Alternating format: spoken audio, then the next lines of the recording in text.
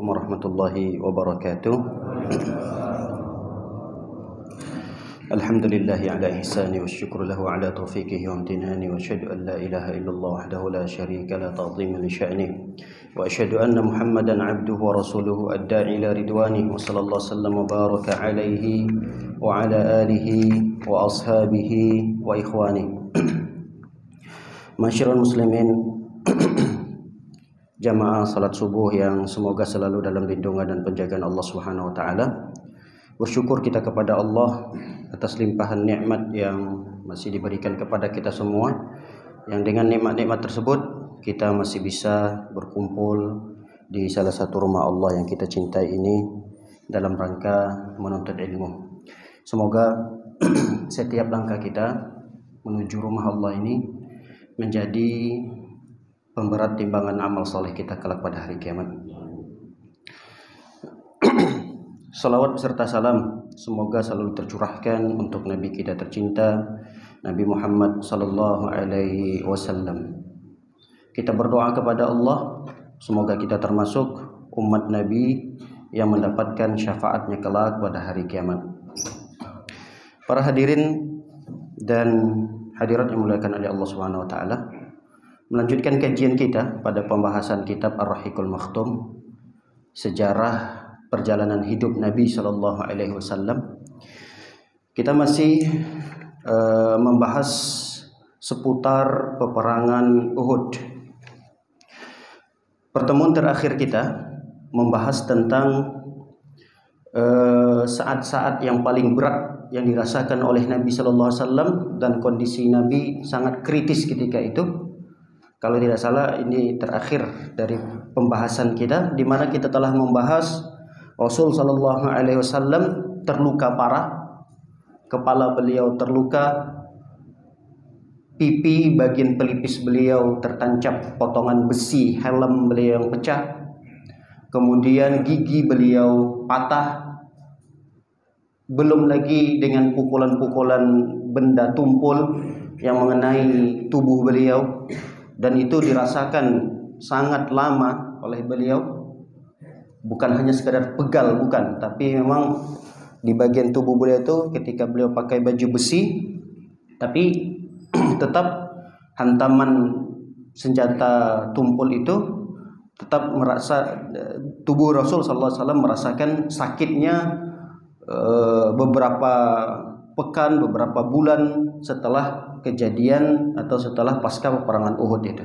Artinya ini kondisi di mana Rasul sallallahu alaihi wasallam sangat kritis di peperangan tersebut, sehingga 9 pengawal Nabi yang bertugas untuk menjaga Nabi SAW saat itu 7 meninggal dunia dari kalangan Ansar, tersisa dari kalangan Muhajirin yaitu Sa'ad bin Abi Waqqas dan sahabat Nabi yang bernama Talha bin Ubaidillah. Tersisa 2 inilah yang mempertahankan nyawa Nabi SAW setelah Allah. Baik, kondisi mereka berdua juga sudah terluka parah. Udah mati-matian lah kalau kita katakan. 2 sahabat ini luar biasa pembelaannya, penjagaannya terhadap Nabi sallallahu alaihi wasallam. Bahkan kita sempat ceritakan tentang Talha. Talha itu kurang lebih 39 luka yang bersarang di tubuhnya. Bahkan di antara luka itu ada yang mengenai saraf tangannya, mungkin sampai beliau setelah selesai peperangan Uhud itu tangannya sebelah tidak berfungsi. Jadi ada mungkin bagian mana yang terluka, luka luarnya sembuh, tapi tangannya itu udah nggak bisa bergerak lagi, kayak orang lumpuh, kayak orang stroke. Gimana sih orang stroke? Luarnya nggak kelihatan, tidak kelihatan luka. Nah, luka yang dialami oleh Talha ini begitu parah sekali. Bahkan saking parah lukanya, Rasul sallallahu alaihi wasallam pernah mengucapkan dalam satu hadisnya, "Man ahabba an yanzura ila syahidin yamshi ala wajhil ard falyanzur ila Talha bin Ubaidillah." Siapa yang suka melihat orang yang mati syahid tapi masih berkeliaran di muka bumi ini, maka lihatlah kepada wajah Talha bin Ubaidillah. Beliau sudah dikatakan dan sudah mendapatkan predikat mati syahid, padahal beliau masih hidup. Beliau masih berkeluyuran kemana-mana di muka bumi ini dan hidup masih lama setelah peperangan Uhud itu. Tapi Rasul SAW mengatakan, siapa yang mau melihat orang yang mati syahid, lihatlah Talha bin Ubaidillah. Baik, begitu juga dengan Sa'ad. Bagaimana penjagaan Sa'ad kepada Nabi SAW, sampailah nanti sahabat-sahabat berkumpul. Ini kan tersisa dua nih, Sa'ad dan Talha, yang membentengi Nabi SAW dari serangan musuh, dari hantaman musuh. Setelah itu baru kemudian nanti akan berkumpullah sahabat-sahabat Nabi SAW di sekitar Nabi. Yang pertama sekali datang untuk mendekat dengan Nabi SAW adalah Abu Bakar radhiyallahu taala anhu. Nah, ada riwayat yang menarik di sini. Abu Bakar radhiyallahu taala anhu melihat Talha. Talha sudah, mungkin kalau bahasa kita udah tumbang lah, udah terkapar lah, udah nggak bisa lagi ngapa-ngapain. Kemudian Abu Bakar ingin menyelamatkan Talha. Kata Rasul sallallahu alaihi wasallam, "Dunakum akhakum faqad aujab." Udah nggak usah diperhatikan lagi, nggak usah dipedulikan Talha. Talha memang kondisinya sudah seperti itu. Sekarang fokus saja kepada Rasul sallallahu alaihi wasallam. Nah, tidak berapa lama datanglah bantuan lagi yang bernama Abu Ubaidah bin Al-Jarrah. Abu Ubaidah ini Masya Allah, sigapnya luar biasa. Melihat kondisi Rasul SAW sudah terkepung, akhirnya Abu Ubaidah ini lompat sana, lompat sini, lompat sana, melompati musuh. Karena musuh sudah mengelilingi Rasul SAW. Sampai-sampai Abu Bakar bercerita, aku melihat wa idza huwa yashtaddu ka'annahu tayrun hatta lahiqani. Aku melihat begitu gigihnya Abu Ubaidah bin Jarrah untuk bisa sampai ke sisi Rasulullah, seakan-akan Abu Ubaidah itu seperti burung. Burung itu kan lompat dari satu dahan ke dahan berikutnya, terbang dari satu dahan ke dahan berikutnya. Seakan-akan, kata Abu Bakar, saya melihat Abu Ubaidah itu seperti itu, lompat ke sana, lompat ke sini, karena dia harus melompati musuh-musuh supaya bisa sampai ke Rasul Shallallahu Alaihi Wasallam. Nah, udah mulai agak kondisinya agak sedikit membaik karena satu persatu sahabat Nabi sudah mulai berdatangan. Lalu kemudian Abu Bakar melihat ternyata di wajah Nabi masih nancap besi tadi. Lalu kemudian Abu Bakar berkeinginan untuk melepaskan besi yang menancap di pelipis Nabi Shallallahu Alaihi Wasallam. Apa kata Abu Ubaidah? Nasyattuka billahi ya Abu Bakar, illa tatrukuni, illa taraktani. Kata beliau, demi Allah wahai Abu Bakar, bagian yang ini izinkan aku yang melakukannya. Artinya para sahabat itu saling berlomba-lomba dalam hal kebaikan. Dalam hal kebaikan mencabut besi yang nancap di pelipis Nabi pun mereka tetap berebut-rebut dalam masalah ini. Sampai Abu Ubaidah mengatakan kepada Abu Bakar, bagian yang ini saya wahai Abu Bakar. Akhirnya Abu Bakar pun mempersilahkan Abu Ubaidah untuk menanggalkan, melepaskan bagian besi yang nancap di pipi Nabi Shallallahu Alaihi Wasallam. Ketika itu dicabutlah oleh Abu Ubaidah dengan menggunakan mulutnya, dengan menggunakan giginya, dengan 2 kali cabutan. Karena ada 2 kata para ulama dalam riwayat itu besi yang menancap di wajah Nabi Shallallahu Alaihi Wasallam. Antum kebayang nggak besi nancap di sini? Ini kan ada bagian apa nih? Tulang ya, tulang. Jadi dia bukan di daging. Kalau nancapnya di daging mungkin gampang bukan tidak gampang juga sih. Kalau ada besi yang nancap misalnya di daging kita di sini juga, ya kita ngeri juga melihatnya. Ini nancapnya di bagian tulangnya ini, jadi agak susah dicabut dengan tangan. Akhirnya dicabutlah dengan mulut beliau, dengan gigi serinya ini. Tercabut besi tadi, tercabut satu pula gigi Abu Ubaidah. Kemudian yang satu lagi dicabut, kemudian tercabut besi itu dari wajah Nabi dan lepas pula lah gigi Abu Ubaidah yang kedua. Baik, para hadirin dan hadirat oleh Allah Subhanahu wa taala. Kemudian kondisi sudah agak membaik. Akhirnya Talha tadi mulai diselamatkan karena kondisinya juga sudah kritis sekali. Lalu kemudian satu persatu lagi sahabat Nabi berdatangan, diantaranya Abu Dujana, Mus'ab bin Umair, Ali bin Abi Thalib, Sahal, Malik bin Sinan, kemudian Ummu Ammarah, kemudian Qatadah, kemudian Umar bin Khattab, Hatib bin Abi Balta'ah, dan Abu Talha. Terus sahabat-sahabat yang lain mulai berdatangan untuk mendekat dengan Nabi Shallallahu Alaihi Wasallam, di mana pasukan kaum muslimin sudah kocar-kacir. Kita sudah bahas pada pertemuan yang lalu bagaimana Panglima Khalid bin Walid yang ketika itu berpihak pada masyarakat musyrik, orang-orang kafir yang memiliki strategi perang yang begitu hebat. Khalid bin Walid bisa menghancurkan kaum muslimin yang ketika itu sudah menang kondisinya. Kaum muslimin sudah menang dalam peperangan ini. Tapi Khalid bin Walid bisa membuat pasukan kaum muslimin kocar-kacir, berlarian, berantakan, berpisah antara satu dengan yang lainnya, termasuk mereka berpisah dari Rasul Sallallahu Alaihi Wasallam. Tapi sudah mulai ini bergabung lagi para sahabat di sekitaran Nabi Sallallahu Alaihi Wasallam. Tapi ingat, ketika para sahabat sudah mulai ngumpul di sekitaran Nabi, musuh pun mulailah membuat serangan mereka semakin meningkat karena sudah tahu posisi Rasul di mana. Tadinya posisi Rasul tidak diketahui karena berpencar kemana-mana kaum muslimin dan tidak diketahui mana Rasul itu posisinya di mana.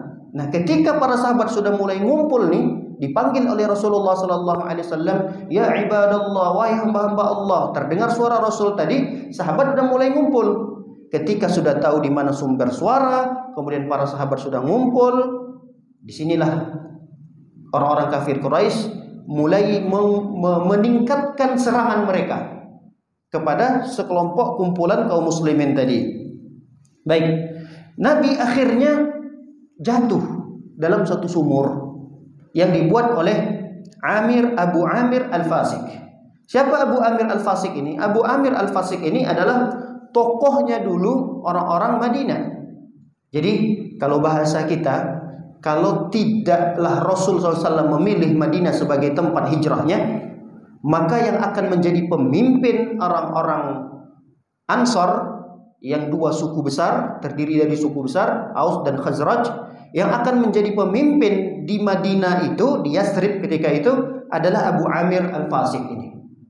Nah, ada kecemburuan, ada dengki, iri, hasad kepada Nabi Shallallahu Alaihi Wasallam. Ini orang baru datang, kenapa diangkat jadi pemimpin? Yang harusnya jadi pemimpin itu adalah Abu Amir Al-Fasik tadi. Nah, Abu Amir Al-Fasik ini sejak kedatangan Nabi dia udah meninggalkan Madinah. Dia nggak mau tinggal di Madinah, dia pergi ke Syam. Dan dia mengambil kesempatan di mana ketika dia tahu dan mendapatkan informasi bahwa orang-orang kafir Quraisy akan menyerang Madinah, tentu dia akan berpihak kepada orang-orang kafir. Dan beliau ini membuat perangkap, kalau bahasa kita mungkin begitu, perangkap. Beliau buatlah beberapa sumur, kemudian ditaruh di atasnya itu pelepah-pelepah kurma, sehingga kalau ada orang yang tidak tahu menginjak itu akan jatuh. Nah, ternyata betul Nabi Shallallahu Alaihi Wasallam terjatuh dalam sumur yang dibuat oleh Abu Amir Al-Fasik tadi. Nah, Abu Amir Al-Fasik ini ketika dia membuat sumur itu ditutup, makanya tidak diketahui oleh kaum muslimin. Bahkan Rasul SAW pun terjebak di dalam sumur tersebut. Apa yang terjadi? Ini akan lebih memudahkan musuh untuk menyerang Nabi, akan lebih memudahkan musuh untuk membinasakan Nabi SAW. Dengan apa saja yang mereka bisa lakukan, dengan tombak, dengan pedang, dengan anak panahnya. Dan Rasul tidak bisa lari kemana-mana karena di seputaran sumur itu sajalah Nabi SAW akan berada. Baik, lalu kemudian lagi-lagi Tolha, kemudian Ali bin Abi Thalib. Tapi yang lebih besar pengorbanannya di sini yang dijelaskan oleh para ulama adalah Tolha bin Ubaidillah. Tolha bin Ubaidillah ini lagi-lagi menjadikan badannya sebagai tameng, sebagai perisai kalau bahasa kita, agar senjata-senjata musuh tidak langsung mengenai Nabi Shallallahu Alaihi Wasallam. Sampai dalam satu riwayat diceritakan ada Abdullah bin Syihab Az-Zuhri. Abdullah bin Syihab Az-Zuhri ini orang kafir. Ketika beliau ingin mencari-cari keberadaan Nabi Muhammad, beliau nggak ketemu. Padahal Nabi Muhammad ada di sekitar situ. Apa kata beliau, Abdullah bin Syihab Az-Zuhri ini? Beliau mengatakan, "Dulluni ala Muhammad." Tunjukkan aku di mana Muhammad itu. Dia mutar nggak ketemu Nabi Muhammad sallallahu alaihi wasallam. Dan beliau berjanji, "Fala najautu in naja." Aku tidak akan berikan dia selamat atau aku yang tidak selamat. Maksudnya pokoknya saya akan cari Muhammad untuk saya bunuh atau saya yang terbunuh. Jadi kan luar biasa nih tekad Abdullah bin Syihab ini. Wa Rasul SAW ila janbihi, padahal Nabi SAW tidak jauh dari sampingnya. Nabi terdengar suara itu. Wa ma'ahu ahadun summa jawazahu. Jadi dia berdua nyari Nabi Muhammad sekitar situ. Padahal Nabi Muhammad SAW ada di sekitar situ, di area lubang tersebut. Fa'atabahu fi dzalika Safwan. Lalu kemudian Safwan mencelah Abdullah tadi ini. Kenapa dicela oleh Safwan? Safwan ini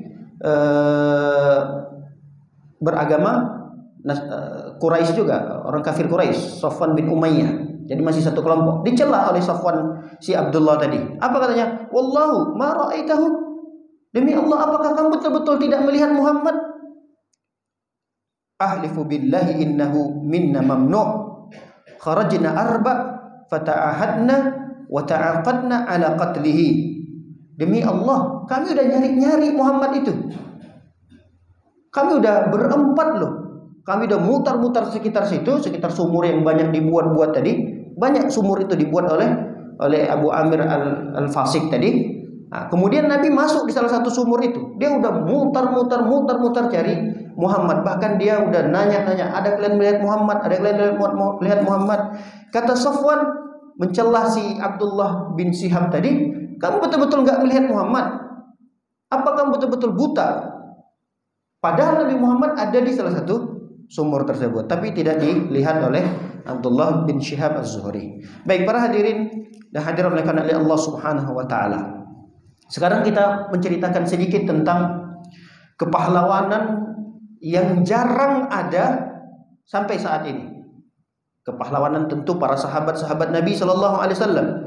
Di antaranya adalah Abu Talha. Baik, Abu Talha ini pernah menjadikan dirinya sebagai pagar. Bukan sekedar pagar betis, bukan. Pagar yang akan menjadikan dirinya sebagai perisai tameng untuk tubuh Nabi sallallahu alaihi wasallam. Wa yarfa'u sadrahu liyaqihi sihamal adu. Bahkan beliau berdiri kokoh dan tegak untuk menjaga tubuh Nabi sallallahu alaihi wasallam dari serangan anak panah, serangan tombak, pedang yang akan menghunus ke tubuh Nabi sallallahu alaihi wasallam. Dia jadikan badannya sebagai tameng Rasul sallallahu alaihi wasallam. Nih diceritakan oleh Anas. Anas ini adalah anak sambung daripada Abu Talha. Abu Talha ini, Anas ini kan bapaknya Malik, makanya Anas bin Malik. Punya ibu namanya Ummu Sulaim. Ummu Sulaim ini gelarnya Rumaisah. Nah, Ummu Sulaim ketika meninggal suaminya Malik, punya anak Anas, tidak berapa lama menikah dengan Abu Talha. Abu Talha ini berarti bapak tirinya Anas bin Malik. Baik, singkat cerita, Anas bercerita tentang bapak tirinya tadi ini. Apa kata Anas? Lamma kana yaum Uhud in hazaman nasu 'anil Nabi sallallahu alaihi wasallam. Pada peperangan Uhud, kata Anas bercerita, musuh-musuh sudah mulai menyerang Nabi sallallahu alaihi wasallam. Sudah berkumpul di sekitar Nabi sallallahu alaihi wasallam. Wa Abu Talha baina yadayhi. Abu Talha ada di sisi Nabi sallallahu alaihi wasallam.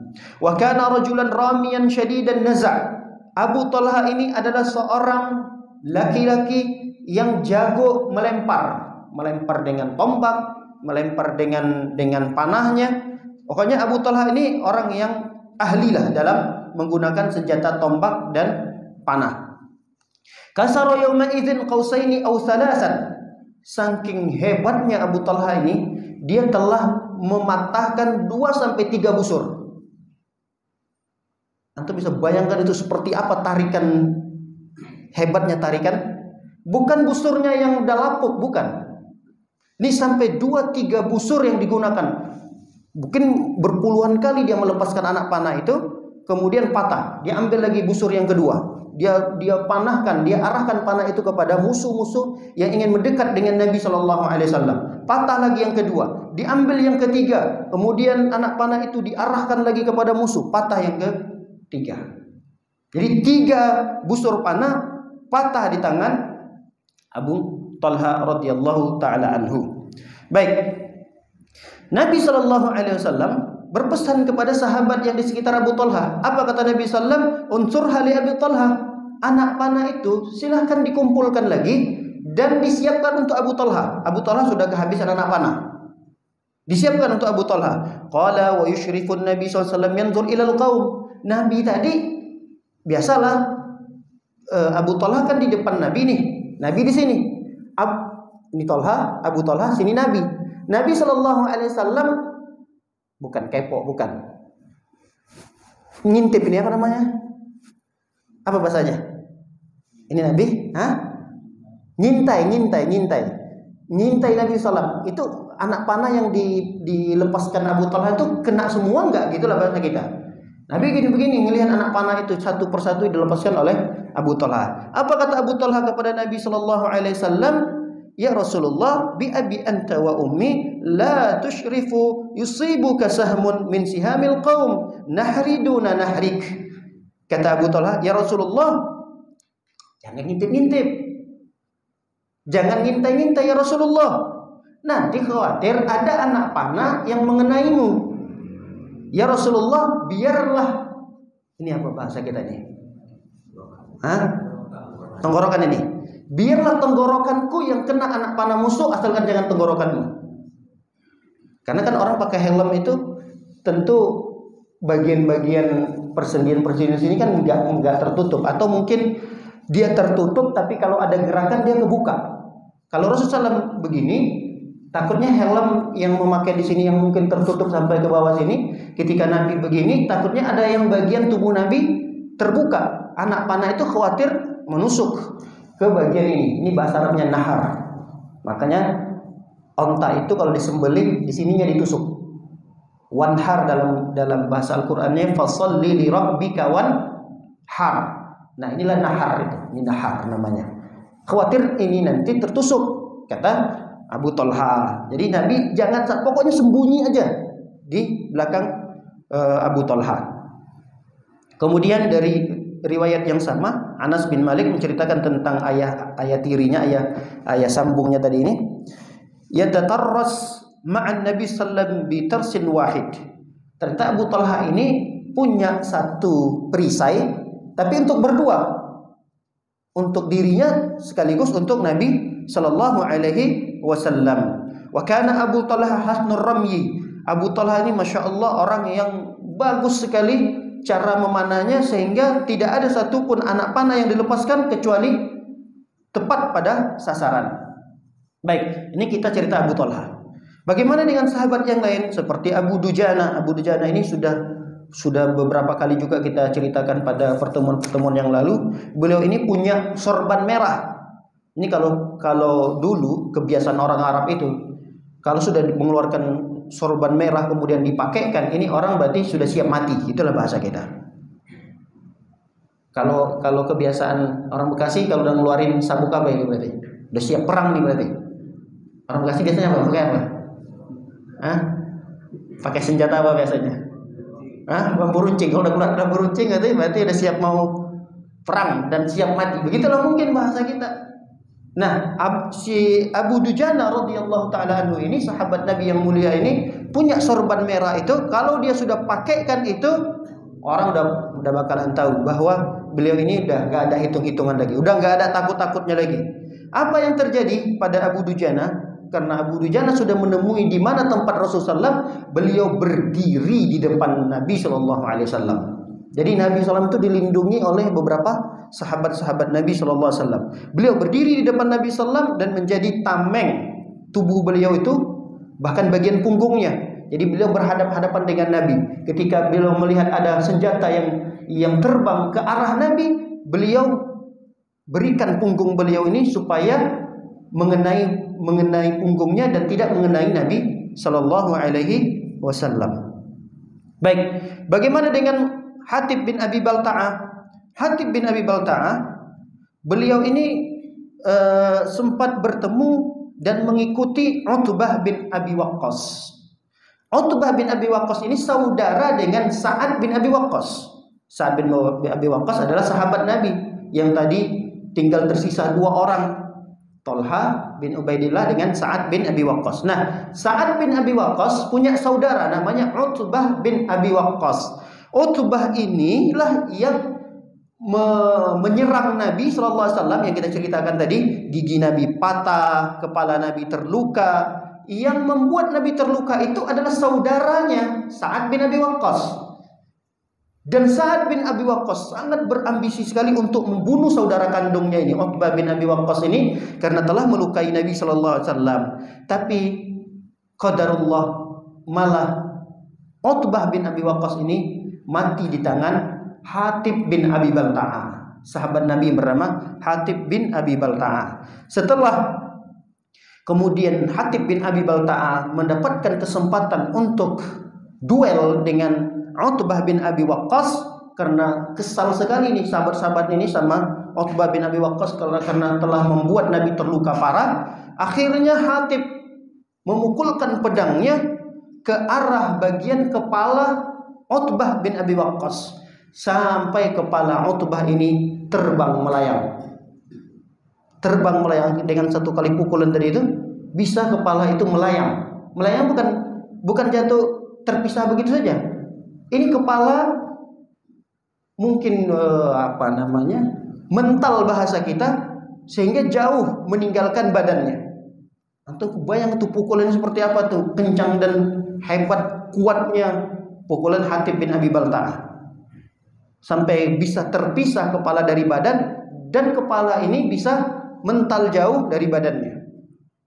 Ini luar biasa nih kepahlawanan Hatib bin Abi Balta'ah ketika beliau melihat musuh ini adalah musuh yang telah melukai Nabi Muhammad sallallahu alaihi wasallam. Padahal saudaranya tadi Sa'ad bin Abi Waqqas ingin sekali si Utbah ini mati di tangannya. Tapi ketika itu Allah SWT tidak mengizinkan Sa'ad untuk bisa bertemu dengan Utbah. Baik, begitu juga dengan Sahal bin Hunayf. Ini juga sahabat Nabi SAW yang jago dalam memanah. Beliau pernah berjanji setia kepada Rasulullah SAW untuk siap mati. Beliau bertekad, ya Rasulullah, saya siap mati. Summa qama bidauri fa'al fi dhudil musyrikin. Setelah beliau berbaiat kepada Nabi, ya Rasulullah, saya siap mati untuk membela agama Islam, untuk menegakkan la ilaha illallah. Setelah beliau berbaiat, beliau langsung tancap gas lari ke arah musuh, mencerai-beraikan kekuatan musuh yang ketika itu sedang berkumpul. Jadi ini komunitas musuh, beliau datang sendirian berlari untuk menyerang musuh dalam keramaian tersebut. Baik, wa kana Rasul sallallahu alaihi wasallam yubashiruhu ar-rimaya bi nafsihi. Nabi sallallahu alaihi wasallam sebenarnya juga jago, hebat Nabi sallallahu dalam melempar. Ceritakan, Nabi kalau melempar hebat, jago. Fa'an Qatadah, tapi diceritakan dari Qatadah bin Nu'man, anna Rasulullah sallallahu rama an qausihi hatta indaqat siyanatuha. Pernah ketika Nabi sallallahu alaihi wasallam menggunakan busur panahnya untuk dilepaskan, kemudian patah. Busur panah itu patah.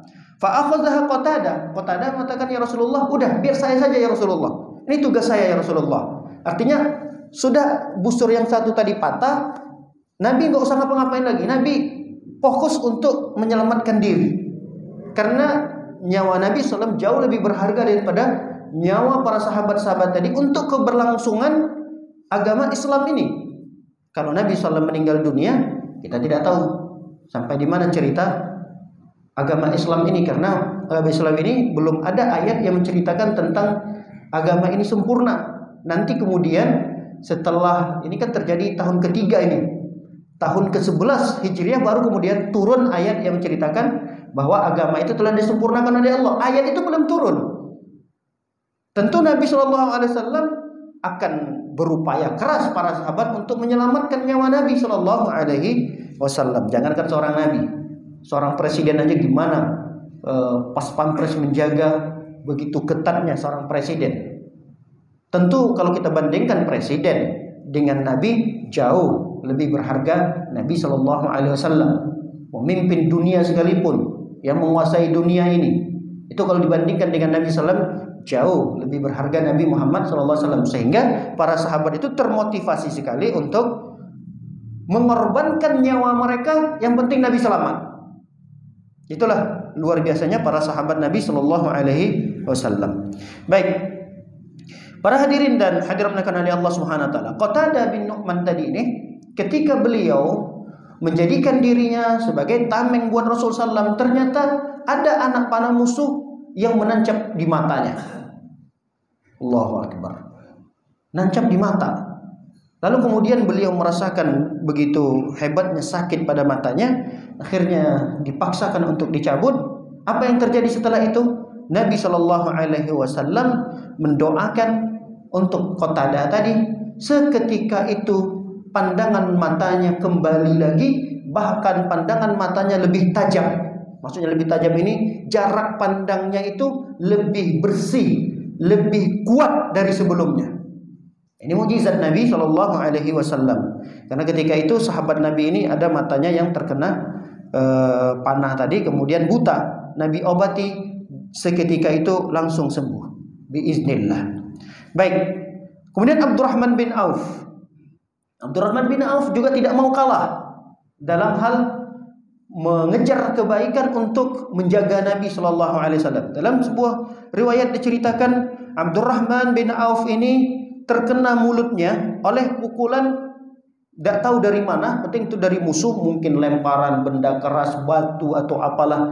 Pokok semua orang-orang kafir Quraisy berupaya untuk melukai Nabi dengan apapun. Yang penting mereka bisa mengenai Nabi SAW. Tapi karena sudah banyak sahabat yang berkumpul di sekitaran Nabi, termasuk Abdurrahman bin Auf tadi, beliau terkena mulutnya, bagian mulutnya ini. Sampai dalam riwayat diceritakan giginya patah.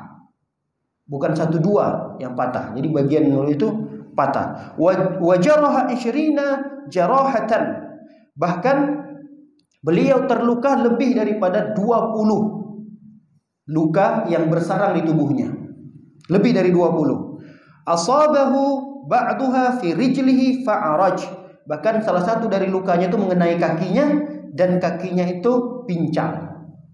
Jadi setelah pasca perang Uhud itu, beliau kaki luka luarnya sembuh, tapi masih menyisakan pincangnya itu masih tersisa gitu. Baik, dalam riwayat yang lain diceritakan tentang Malik bin Sinan. Malik ini adalah ayah daripada Abu Sa'id Al-Khudri, sahabat Nabi SAW. Apa yang dilakukan oleh Malik? Karena melihat wajah Nabi berdarah, mulut Nabi keluar darah, beliau beliau isap darah tersebut. Beliau jilat, mungkin apalah bahasanya kalau di sini, wamtassah. Imtassah itu beliau isap, imtassah. Beliau isap darah tersebut supaya untuk membersihkan darah tersebut jangan sampai mengalir di wajah Nabi dan keluar dari mulut Nabi SAW. Nabi berpesan kepada Malik bin Sinan tadi. Apa kata Nabi? Mujjahu, maksudnya muntahkan. Setelah mungkin kalau kita biasa luka kan begitu juga kan ya. Apa yang kita lakukan? Luka biasanya kita apa itu? Bahasanya apa itu bahasa Indonesianya? Diisap ya, diisap. Nah, itu yang dilakukan oleh Malik bin Sinan tadi. Luka Nabi itu diisap sama beliau. Tapi Nabi berpesan muntahkan darah itu. Tapi apa jawaban Malik bin Sinan ini? Wallahi la amujju. Ya Rasulullah, enggak, saya enggak mau muntahkan. Akhirnya setelah diisap sama beliau, enggak dikeluarkan lagi. Beliau langsung berlari menuju pasukan musuh tadi untuk memerangi mereka. Apa kata Nabi SAW kepada bercerita tentang si Malik bin Sinan tadi? Man arada an yanzur ila rajulin min ahlil jannah falyanzur ila hadza. Siapa yang mau melihat penduduk surga, maka lihatlah kepada Malik bin Sinan tadi. Fakutila syahidan. Ketika beliau berlari ke arah musuh, tidak berapa lama beliau pun mati syahid. Makanya Nabi mengatakan, siapa yang mau melihat seorang laki-laki penghuni surga, maka lihatlah kepada Malik bin Sinan yang tadi mengisap darah Nabi Sallallahu Alaihi Wasallam. Baik, tidak hanya sebatas sahabat laki-laki Nabi yang berjuang untuk kemenangan kaum muslimin, untuk membela Nabi, untuk menjaga Nabi. Tidak hanya sahabat laki-lakinya, bahkan sahabat perempuan juga ikut. Kita tahu dalam peperangan ini ternyata ada beberapa sahabat-sahabat perempuan yang ikut, seperti Ummu Ammarah, seperti Ummu Sulaim tadi, ibu daripada Anas bin Malik, kemudian Aisyah radhiyallahu taala anha. Ini ikut, tapi mereka sebagai sebagai kedokterannya, tim medis kalau bahasa kita, tim medisnya. Kemudian kalau ada yang terluka diobati, kalau ada yang kehausan diambilkan minum. Inilah tugas sahabat-sahabat perempuan tadi. Nah, kita sedikit ceritakan tentang kehebatan dan kepahlawanan Ummu Ammarah. Dalam satu riwayat diceritakan Ummu Ammarah ini beliau melihat Ibnu Qami'ah. Ibnu Qami'ah ini mungkin nanti akan diceritakan. Ibnu Qami'ah ini adalah musuh yang membunuh Mus'ab bin Umair. Dan dialah yang berteriak mengatakan, Muhammad telah terbunuh, Muhammad telah terbunuh. Inilah Ibnu Qami'ah ini. Nah, Ibnu Qami'ah ini dilihat sama Ummu Ammarah. Fadarabaha Ibnu Qami'ah ala atikiha darbatan tarakat jarhan ajwaf. Ibnu Qami'ah ini ternyata memukul si Ummu Ammarah tadi, perempuan.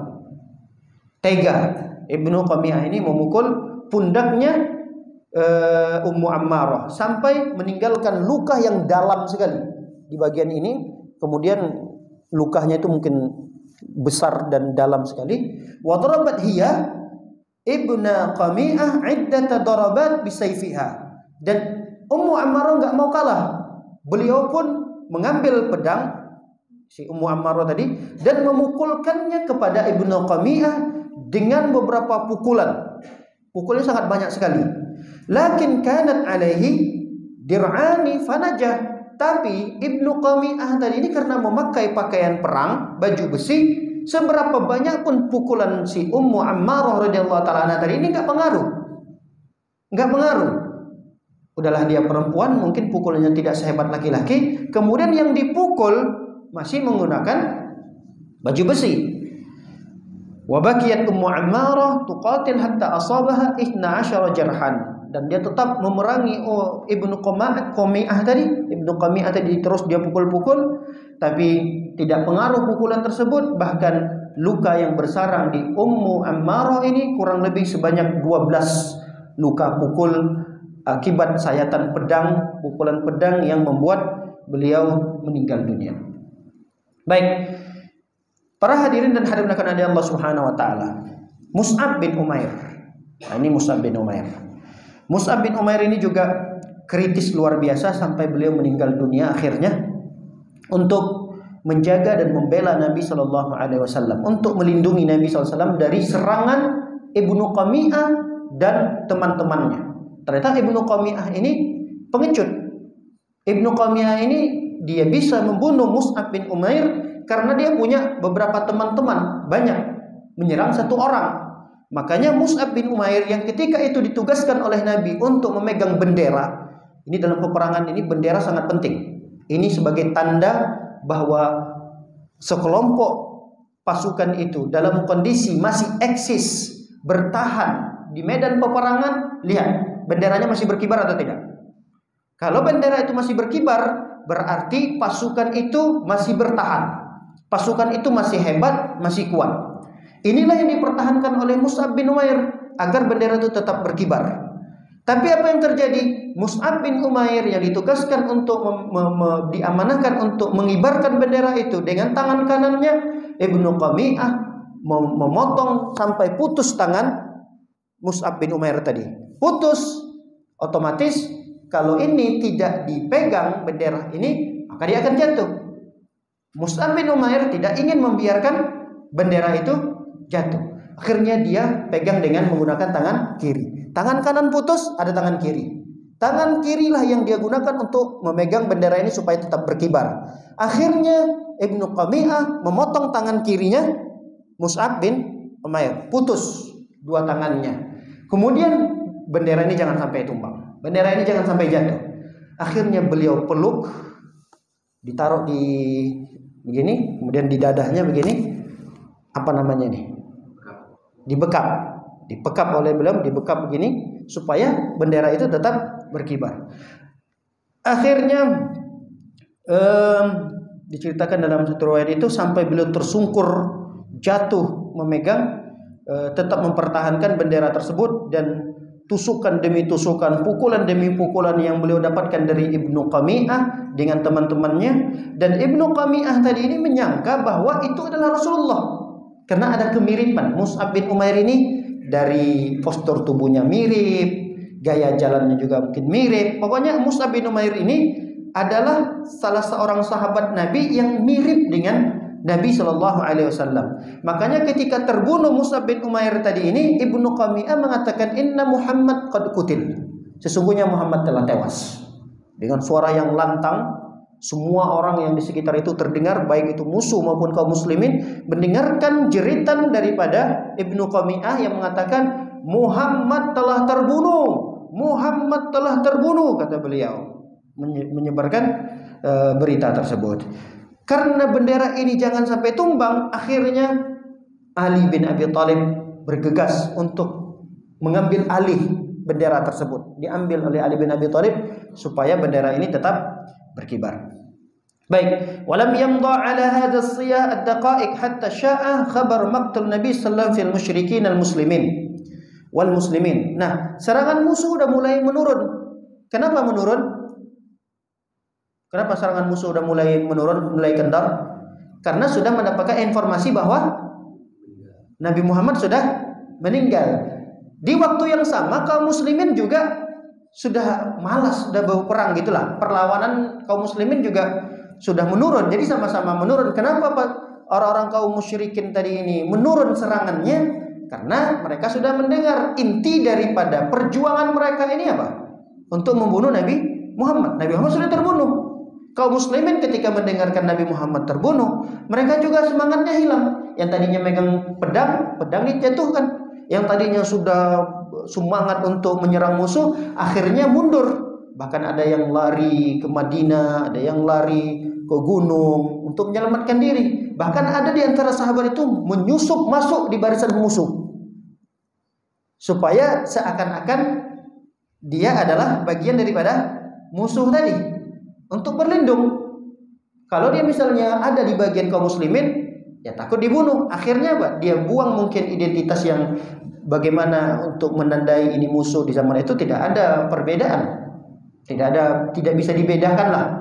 Akhirnya kalau dia nyusup aja gitu, 1-2 orang masih bisa lah, tidak diketahui. Ada sebagian sahabat yang menyusup ke musuh seakan-akan dia bagian daripada musuh setelah mendengar Nabi Muhammad SAW meninggal dunia. Mulai menurunlah serangan musuh. Tapi apa yang dilakukan oleh musuh ketika itu?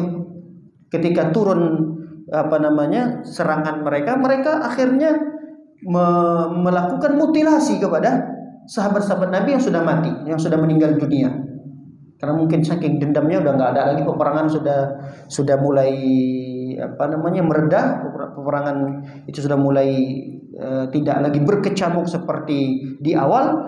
Akhirnya mereka orang kafir Quraisy ini mutar-mutarlah, mungkin melihat bergelimpangan jasad-jasad kaum muslimin, dan juga di sana ada jasad-jasad orang-orang musyrik yang bergelimpangan. Tapi mereka ambillah jasad-jasad kaum muslimin untuk mereka mutilasi.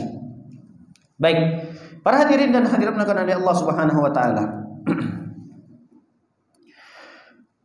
Ar-Rasul sallallahu alaihi wasallam yuwasilu al-ma'rakah wa yunqidhul mawqif. Rasul sallallahu alaihi wasallam mulai melanjutkan peperangan. Nabi ternyata masih hidup, belum meninggal dunia. Tapi Nabi SAW mengatakan kepada para sahabat, kita tetap lanjutkan peperangan. Sampai Nabi SAW sudah mulai menguasai keadaan. Mulai area itu dikuasai oleh Nabi SAW setelah wafatnya Mus'ab bin Umair tadi. Dan Nabi memerintahkan Ali bin Abi Thalib untuk mengibarkan kembali bendera itu. Dikibarkan lagi oleh Ali bin Abi Thalib. Dilihat oleh musuh, ternyata ada perlawanan lagi dari kaum muslimin. Wahina idzin, ketika itu istata'a Rasul sallallahu alaihi wasallam an yashqa at-tariq ila jayshihi al-mutawwiq. Nabi SAW mampu untuk menerobos barisan musuh, membuat jalan yang tadi berkumpul di situ musuh-musuh. Nabi SAW sekarang ini ingin menguasai satu daerah yang strategis sekali, satu tempat yang sangat strategis sekali. Tapi untuk menuju tempat itu harus melewati barisan musuh-musuh tadi. Nabi Masya Allah, Tabarakallah, beliau ini bisa membuat jalan dan menerobos pasukan musuh yang berkumpul di sana, supaya bisa sampai pada satu tempat yang diinginkan oleh Nabi SAW. Tempat itu namanya Sya'bul Jabal. Sya'bul Jabal ini adalah ada satu bukit, tapi bukit itu tumpukan pasir. Kenapa ini dipilih oleh Nabi SAW? Nanti akan kita ceritakan setelahnya kayaknya. Jadi ada satu tempat yang strategis sekali. Ini kecerdasan Nabi yang luar biasa.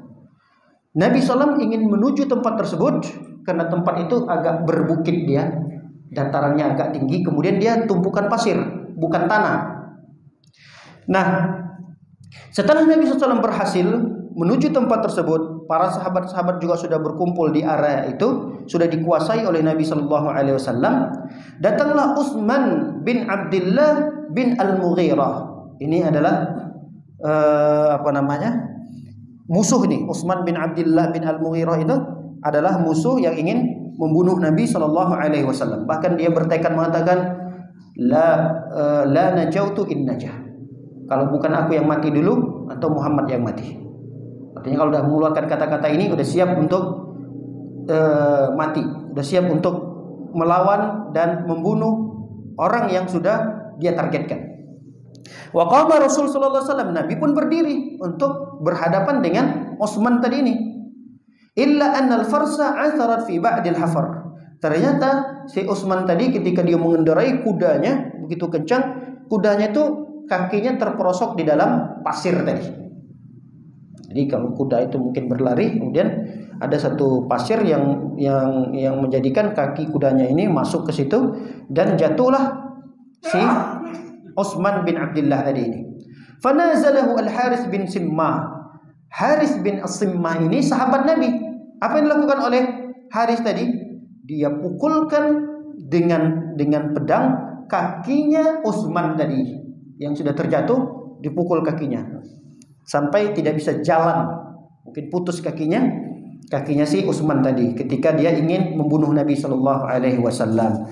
Lalu kemudian Harits ini mengambil pedangnya, senjatanya Utsman tadi, kemudian mengambil kudanya dan memberikannya kepada Nabi SAW. Tidak sampai di situ. Ada namanya Abdullah bin Jabir. Abdullah bin Jabir ini menyerang Nabi SAW. Dia ngejar Nabi, dia kejar lagi Nabi SAW. Nabi sudah menguasai tempat yang tadi yang saya katakan strategis sekali untuk berlindung dengan sahabat-sahabatnya. Tempatnya areanya agak tinggi. Biasanya dataran tinggi itu lebih menguntungkan daripada dataran rendah. Iya gitu ya. Sepakat nggak antum ini? Hah? Kalau antum mau main bola, lapangannya begini. Kalau mau dipilih, yang bagian yang tinggi atau yang rendah? Hah? Bagian yang tinggi. Kenapa bagian yang tinggi? Karena orang yang bagian rendah ini kalau mau menyerang, mau ngegolin ke gawang kita, sulit bagi dia, ngos-ngosan dia untuk naik. Dan ditambah lagi dataran tinggi ini berpasir. Nah, baik. Kita lanjutkan dulu ceritanya. Antum masih semangat ini? Udah pada hilang habis energi antum? Insyaallah. Insyaallah apa? Insyaallah udah mulai habis gitu. Sampai di mana tadi ini? Ada salah seorang musuh dari kalangan kafir namanya Abdullah bin Jabir. Ini antum gak usah hafal-hafal namanya. Banyak banget dari tadi nama disebut-sebutin. Yang penting ini untuk membedakan aja. Perlu ada ujiannya. Baik, Abdullah bin Jabir ini dari kalangan musuh. Sahabat Nabi bernama Al-Harits bin As-Simmah tadi. Ini yang membunuh Utsman tadi, yang ketika jatuh dari kendaraannya dibunuh oleh Utsman, dibunuhnya Utsman. Nah, Al-Haris ini ketika mendapati Abdullah bin Jabir mengendarai kudanya, lalu kemudian dia pukulkan dengan pedangnya. Al-Haris tadi dia pukulkan pedangnya ke si Abdullah bin Jabir tadi, ke kepalanya, sampai kepalanya itu terbang juga. Ini saya nggak bisa bayangkan ini seperti apa pukulan para sahabat-sahabat Nabi Shallallahu Alaihi Wasallam. Jadi mungkin kalau tenaga manusia saja sepertinya nggak mungkin. Ini mesti ada campur tangannya Allah Subhanahu Wa Taala dalam hal ini. Karena luar biasa nih pukulan yang begitu hebat. Walakin inqadda Abu Dujana al-batal al-mughamir zul asaba al-hamra. Datang Abu Dujana, pahlawan yang luar biasa yang menggunakan apa tadi? Sorban yang warna merah. Kemudian dia mendekat dengan Abdullah bin Jabir. Tidak berapa lama si Abu Dujana ini memukulkan pedangnya tadi. Ternyata yang membunuhnya itu adalah Abu Dujana. Dibunuh oleh Abu Dujana, Abdullah bin Jabir tadi dengan menggunakan pedangnya. Baik, setelah itu sudah mulai kondisinya agak meredah. Peperangan udah agak, serangan musuh juga udah mulai mereka putus asa lah, karena kondisi posisi Nabi SAW ini sangat menguntungkan. Akhirnya udah mulai berkurang serangan musuh. Di waktu yang sama para sahabat-sahabat Nabi pada ngantuk. Kenapa ngantuk ini? Saya akan bacakan ayatnya, saya lupa di ayat berapa itu. Kenapa Allah Subhanahu Wa Taala buat mereka para sahabat-sahabat ini ngantuk? Nanti coba lihat, saya cari dulu, saya lupa di surah apa. Surah Al-Anfal ayat yang ke-11. Allah Subhanahu Wa Taala mengatakan, "Idh yughashshikumun nu'as amanatan minhu wa yunazzilu 'alaikum minas sama'i ma'a." Allah buat para sahabat ketika itu ngantuk. Amanatan minhu. Amanatan ini artinya supaya tenang jiwa, itu tentram jiwa para sahabat. Nikmat para sahabat. Memang kalau ngantuk itu nikmat atau tidak ngantuk? Nikmat. Sampai diceritakan oleh Abu Talha, sampai beberapa kali pedang beliau itu jatuh. Ini kan berarti ngantuknya hebat banget nih kan. Kalau kita tuh kalau sedang nulis pulpen itu kalau dia jatuh, berarti ini kan ngantuknya ada hebat banget. Nah, ngantuk, masya Allah, ngantuk ketika peperangan Badar tadi ini ngantuknya dari Allah ini. Karena memang Allah mengatakan, "Idh yughashshikumun nu'as." Allah membuat mereka para sahabat itu ngantuk, tertidur sejenak, supaya menenangkan hati mereka dalam kondisi peperangan berkecamuk, galau. Mungkin kalau kita jangankan peperangan yang akan menggugurkan nyawa, gara-gara hutang aja kadang-kadang kita nggak bisa tidur. Itu nikmat sekali itu kalau kita bisa rebahan hitungan detik langsung tidur, itu hebat banget itu. Ada antum yang seperti itu? Kayaknya kalau yang nggak punya masalah tuh kayak kita hidupnya itu. Jadi mau istirahat malam nih, belum ngobrol banyak sama istrinya di ranjang, hitungan detik tiba-tiba udah ngorok. Kan nikmat banget seperti itu. Nah, itulah yang diberikan oleh Allah Subhanahu Wa Taala, kenikmatan itu supaya menghilangkan rasa takut yang mungkin dihantui oleh mereka. Kondisi yang mereka bayangkan, bagaimana perjuangan mereka membela Nabi, menjaga Nabi Sallallahu Alaihi Wasallam, bagaimana kondisi mereka menyaksikan langsung sahabat-sahabat mereka yang sudah meninggal dunia dimutilasi. Ini kan mungkin akan mengganggu kejiwaan. Akhirnya Allah buat mereka ngantuk semuanya. Ngantuk itu berarti tidak lama-lama tidurnya. Dan ini tadi ngantuk dari siapa nih? Dari Allah. Tapi kalau ngantuknya ketika sholat, ini berarti dari siapa nih? Agak kencang. Dari syaitan. Kalau ngantuknya ketika sholat. Ustaz kalau ngantuknya ketika ngaji, wah ini kenikmatan. Kenikmatan ini. Asalkan jangan dari rumah ngaji niatnya ngantuk, tidur. Tapi kalau dia udah berusaha ngaji, dengarkan baik-baik, masih ngantuk juga, berarti mudah-mudahan kenikmatan dari Allah Subhanahu wa taala. Mudah-mudahan. Tapi jangan sengaja dingantukin ya. Ini kata Ustadz, ini kenikmatan ini. Mumpung di sini kesempatan untuk gampang ngantuk. Kalau di rumah mungkin susah, kalau kita sambil duduk itu ngantuk kayaknya susah.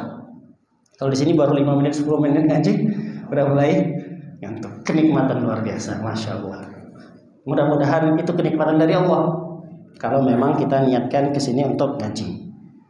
Baik, para hadirin dan hadirin melakukan oleh Allah Subhanahu wa taala. Saya kira cukup dulu sampai di sini kajian kita. Insyaallah kita akan lanjutkan nanti pada pertemuan yang berikutnya. Saya tidak sebutkan kenapa, nantilah saya akan sebutkan kenapa Rasul sallallahu alaihi wasallam memilih area itu, karena tidak berapa lama nanti Allah turunkan hujan. Allah turunkan hujan. Antum bisa bayangkan kalau hujan itu turun di dataran yang dia itu tanah dan di dataran yang di situ tumpukan pasir. Biasanya kalau turun hujan di pasir, orang yang tinggal di sekitar itu masih bisa beraktivitas atau tidak? Masih bisa. Tapi kalau dia tanah, turun hujan, apa yang terjadi? Becek, licin. Nah, Masya Allah, inilah kecerdasan Nabi SAW tadi. Nabi memilih itu. Dan biasanya kalau pasir itu disiramin air, dia tambah padat atau tidak? Padat. Makanya kita lihat di pantai-pantai itu yang ada apa? Tanah atau pasir? Pasir. Dan kita masih bisa berjalan di atas itu.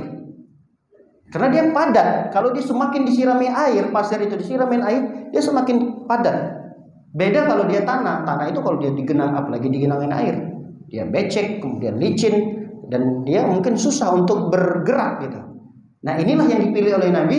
Dan posisi musuh-musuh tadi ya di area yang becek-becekan tadi. Nah, disinilah nanti kesempatan Nabi Shallallahu Alaihi Wasallam untuk menguasai kembali di area tersebut dan akan memukul mundur sehingga nanti akan berakhirlah cerita tentang serangan dari orang-orang kafir Quraisy. Baik, demikian kajian kita pada kesempatan pagi yang berbahagia ini. Semoga ada ilmu yang didapat dan mudah-mudahan ilmu ini ada pelajaran lah yang bisa kita ambil dari perjuangan para sahabat, dari perjuangan Nabi Shallallahu Alaihi Wasallam, sehingga kita juga semakin semangat untuk berjuang untuk agama kita ini, untuk dakwah Islam ini, sehingga kita tidak mudah loyo, nggak mudah putus asa dengan ujian yang menimpa kita di saat kita mempertahankan agama kita, mempertahankan keyakinan kita, mempertahankan akidah kita. Mungkin di antara kita beda-beda ujiannya, tapi jangan sampai ujian tersebut membuat kita putus asa. Kalau kita sudah mulai futur, putus asa, kita tidak semangat lagi kita dalam beribadah, dalam beragama, baca lagi sejarah-sejarah Nabi Shallallahu Alaihi Wasallam dan sejarah para sahabat-sahabat Nabi Shallallahu Alaihi Wasallam. Demikian wasallallahu nabiyana Muhammadin wa ala alihi washabbihi wasallam ajmain. Subhanakallahumma bihamdika asyhadu an la ilaha illa anta astaghfiruka wa atubu ilaik. Assalamualaikum warahmatullahi wabarakatuh.